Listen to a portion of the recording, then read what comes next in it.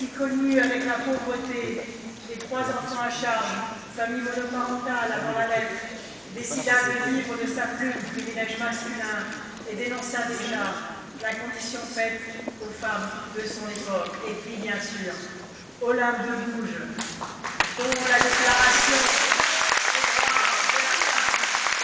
proclame moralement la femme a le droit de monter à l'échafaud, elle doit alors avoir aussi le droit de monter à la tribune.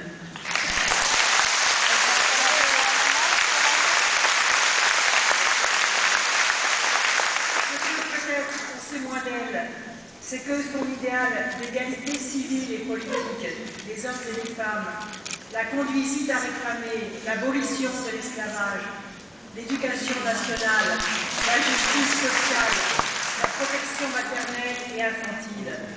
Le tribunal lui reprocha d'avoir oublié, je le cite, les vertus qui conviennent à son sexe. On la guillotina. Eh bien, ici, à Dijon, je vous le dis, si je suis élue présidente de la République, Olympe de Gouges entrera au Panthéon.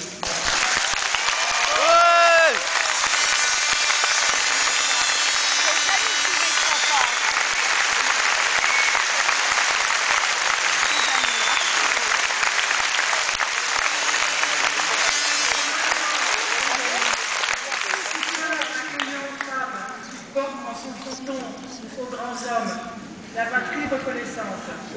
Elle y rejoindra Marie Curie, que la gauche y a conduite en 1995.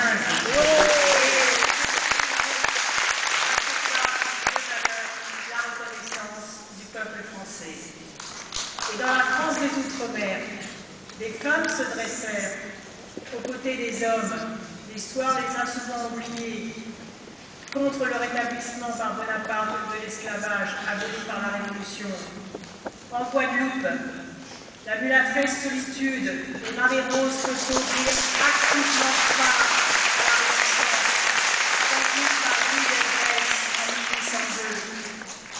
La première fut pendue le lendemain de son accouchement, et la seconde, blessée, fut conduite au bourreau sur un pancart. Elles ont lutté pour nos valeurs, elles font partie de notre histoire, et c'est pourquoi ce soir j'évoque leur mémoire et je veux qu'elles entrent dans le livre d'histoire de la République française.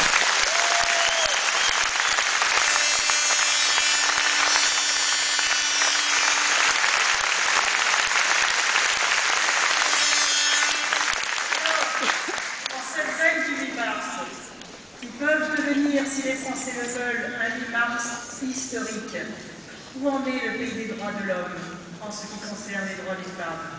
La question n'est pas catégorielle, car ce que révèle la situation faite aux femmes, ce sont les paradoxes d'une république inachevée.